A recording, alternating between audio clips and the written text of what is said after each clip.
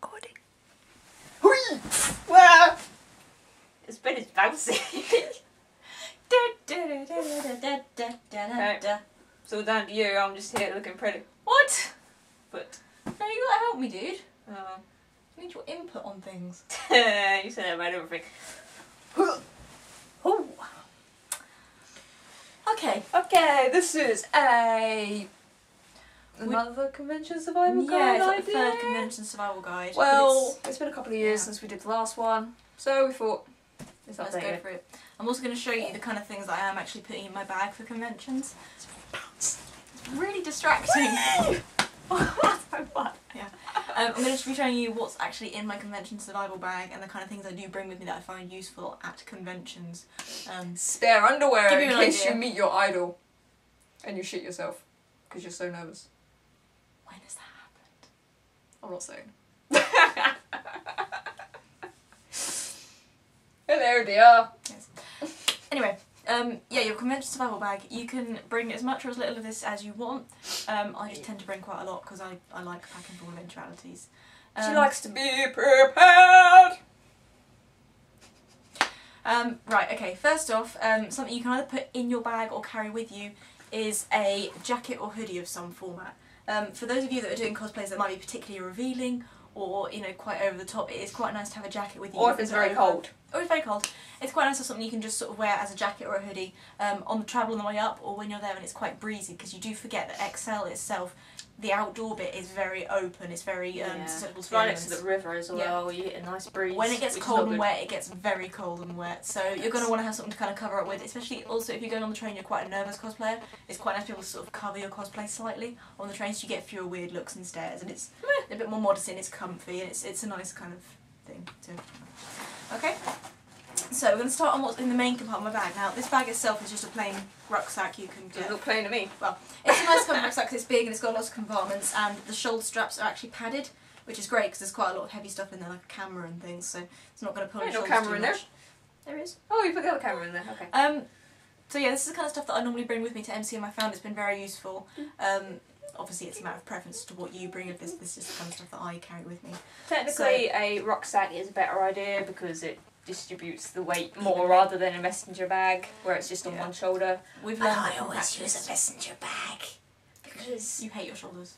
Or you just pull the heavy stuff in my rucksack and make me carry all your bottles of water and things. This is a good idea. Do that. Yeah.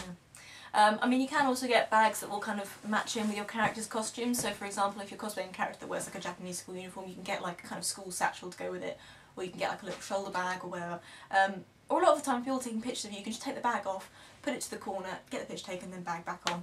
What I found is if you're wearing dresses with big hoop skirts, you can hide the bags underneath. I've managed to get like a rucksack and several plastic bags under my Fiona hoop skirt, so it's all good. Good times. Right, the kind of stuff that I put in my bag, we'll go with the basics first of all. So you're going to need your wallet or purse. Obviously. With lots of money, because the cash points run out at conventions, XL particularly, very quickly. There's like 2 or 3 cash points there. There's always massive queues. They always run out of cash by about 2 o'clock in the afternoon. Nothing can do about it. Make sure you take out the amount of cash you think you're going to need and then add maybe 20 quid more on top because you want to have some emergency money, which we'll get to in a minute. So you're going to need your money. Make sure you bring things like debit cards, identification, so maybe a driver's licence or passport. Make sure that they're securely in your bag. Don't like put them on the outbox, put them on the inside. Don't lose them. But it's good to have identification. For example, if you want to buy a Yowie, you will need ID. If you're over 18. But it's probably not going to happen, but worst case scenario, if you get into an accident, you're injured and paramedics need to know who you are, it's good to know that you have identification in your bag so they can find out who you are, because a lot of the time you won't know who you are if you're wearing a costume. True. So it's just good to have some form of identification on you. It's always useful. Personally, I have a driving licence or provisional licence, but you can bring along a passport, full driver's licence, any kind of ID, student ID, whatever. Right, next thing that I always have as essential is a hairbrush of some format for your wigs or for your real hair if you're using real hair, because it does get quite breezy there. Your wigs will be out of control, or when you sit down for lunch you might discover there's like a massive tangle in your hair, or during a photo shoot you might find out your wig's really fluffed up. You're going to want to brush that down, so make sure you keep a brush or a comb in your bag just to sort of tidy yourself up a little bit. Indeed. Another thing I bring is my camera. I've got a big bridge camera. It's chunky, it's quite heavy, but it's very useful. You can bring a small compact camera, you can use your mobile phone camera, just make sure you have something there to sort of capture the moments that you're experiencing. Yeah, because there's nothing worse than going to something like a convention and forgetting your camera so you can't actually like Another tip is, it's not in your bag, but make sure in your actual case, if you're staying overnight, that you have a charger that works for your camera. Make sure it works before you leave the house, because I've done that before, where I've brought my camera and a charger for another device that I thought worked on the camera. It didn't work. It actually goes in the hole, but it didn't work. Yeah, the cable plugs in, but for some reason doesn't charge. It's a very long story, very complicated. Basically, make sure that your chargers for your camera are packed and functional. Yes. If your camera takes batteries like mine does, it takes AA batteries. Make sure you've got rechargeable batteries. Make sure they recharge. Bring the recharger with you and whatever. That's all fine. Basically bring something to capture the memory because it's always really fun. Yeah. Optional extra is an umbrella. It will rain. You are in England. It will probably... Unless you're in a convention in a nice country that doesn't actually rain. But it will probably tiddle it down at some point, so you can bring an umbrella. I'm fairly lucky. Apart from the hailstorm, that was a bitch. Ooh. That was fun. Everyone remembers that, I speak.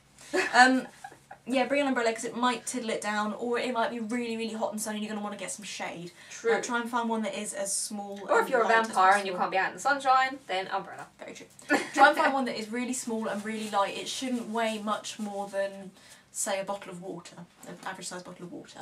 Okay? I'm not sure how many grams this thing weighs, but it's quite big, quite bulky. Don't get one with a hooked end. Get one with like a flat end handle to it because you're going to want to just shove it in your bag and get it out of the way. So that's something always good to have with you. Also in my bag I have this little pouch here. It comes free with the bag, which is fantastic. But in this I keep a makeup touch-up kit. So I've got things like, I've got a powder compact, a comb, a small atomizer full of perfume, some concealer, eyeliner pens. I'll normally have like eyelash glue tube in there as well if I need to sort of stick that back down. I'll also have a little packet of mini face wipes that will take off eye makeup in case I find that, you know, my hay fever kicks in. I've got mascara streaming down my face and I just tidy myself up quick. So basically put in there all the kind of things that you think you might need for your makeup. So if you've got body paint, make sure you're actually bringing the compact body paint with you so you can touch it up and just tidy yourself up. In there I also put a few hair grips, one hair elastic and some chewing gum because I just find they're things quite useful for tidying myself up, you know, at conventions. Okay, so now we move on to the outer pockets of your bag, things that you're going to be needing to access fairly regularly. A mobile phone is always really important to bring to a convention because it's a big place, it's very busy. It's very easy to lose people.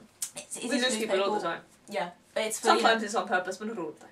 True. I'm just joking, it's not really on purpose. You need to stay in contact. If you're going in a group or with parents, you need to be able to stay in contact with them. So make sure you have a mobile phone that has credit and it is charged up to take with you. Yes. Which brings you to another note. In just a second. Yeah, you might also need to take camera photos, in which case fine, just make sure it's charged up, make sure it's ready. So it's good to have some method of communication. If you are unable to have a mobile phone, for example, your parents might not let you, or you just don't have a mobile phone out of pure choice, make sure you have change on you for using a payphone. There's normally payphones dotted around. Is there? Convention centres. There probably is. I've never noticed. I think there is a payphone. I think there are payphones along I Excel. haven't seen a payphone in years. No, there are payphones along Excel. I'm just really blind. I think there are payphones. If not, there'll be payphones around the actual convention. It's a good idea to have change to use a payphone if you need to contact your parents.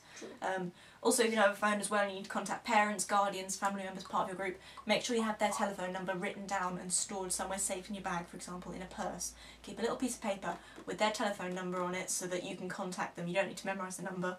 Or if you're going to get into an incident and someone needs to contact your guardian, so for example, I don't know, if you fall over and bump your head and they need to contact your guardian. Or you pass out in the middle of the queue. Yeah. Basically stay in contact with people that care about you, make sure they know where you are, where you're going, who you're going with, what time you're back, all that kind of thing, and how to reach you if they need to, because it's always good to stay in contact with people. They do it because they care. That brings us round to a nice other little point of interest. You with can't phones. remember what pocket you put in. I've got too many pockets. But so many pockets. If you've got a smartphone, you'll probably find, like me, that the battery drains very quickly. I think iPhone batteries drain horrifically fast, but yeah. A really good thing to have is a portable battery charger. You can buy them from Amazon, you can buy them on eBay, you can buy them in like high street stores, phone shops, computer shops, anywhere. I think they even do them in like Superdrug and places do them. Possibly, they do like basically like portable power banks. And what you do is you charge them up from the mains in your house. You plug them into the wall and charge them up. And then you can take them with you and it will hold that electrical power inside the power bank. I don't know how it does it, it's magic. I think there are tiny wizards in there just generating electricity. And then what you do is when your phone battery dies, you know, gets low or, you know, you want to recharge it again, you just plug this little devil in and it'll charge your phone back up to full capacity normally.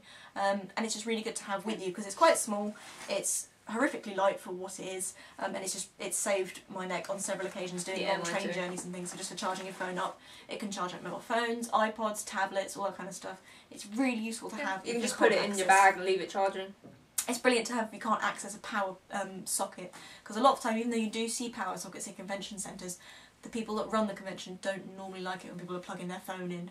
True, and if you do it behind your back and you sit in front of the power socket, then they wouldn't know. Don't do that. Really naughty. They do have designated charging stations at some conventions, but the ones at Excel, A, I think you have to pay for it, and B, you actually lock your phone up in a little locker and leave it there while it charges, so it means you don't have access to your phone, which is really bad if you're using it to contact people. So these things are really useful, you know, they're just brilliant to have.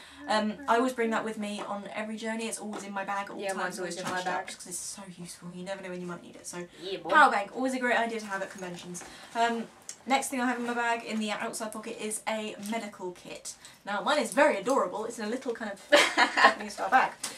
It's a medical kit, so basically what you need in there is the kind of things that you think you might need if you have any kind of or somebody accident, in your group injury, illness in your group. Now I'm not saying that you need to bring like an entire pharmacy with you or enough cold and flu tablets to start cooking meth.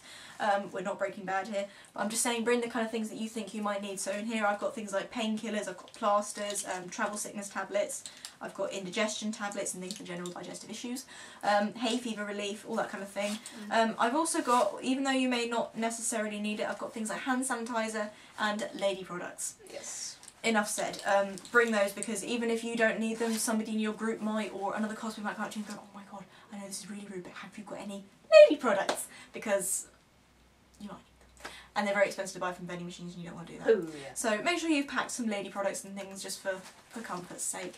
And make sure you bring any medication you think you might need. This also goes for things like inhalers, prescription medications that you think you might need through the day, EpiPens, things like that. I don't know what kind of things you guys might need during the day, but basically bring the things that you think you can't possibly live without. I mean, there will be shops and places where you can buy this kind of stuff, but it will be very expensive.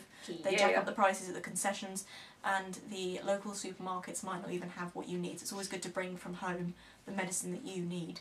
That way you can like get to it straight away rather than having to go and try and find it and queue up for it, especially if it's something that you really want to sort out immediately. Because the last thing you need is to be doing a massive queue in a convention centre when you've got a raging headache. Yeah. Don't want to do that. Or diarrhea. If that strikes, you want to like sort that out straight away, because otherwise, especially if you don't know where the toilet is, that can be awkward. It's a very weird one. Like, also, if you want, you can bring things like cold and flu medication.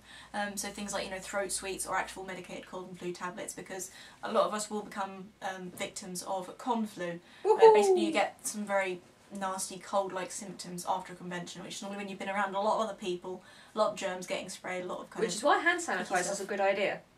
Yes, because then you can coughs and sneezes spread diseases. You can sanitize. Well, where I work, I try and sanitize my hands very regularly because I work in a charity shop, and it's a lot of dirty clothing that comes in. Some of it is, it's really nasty. Oh. Yeah, it is. Ew.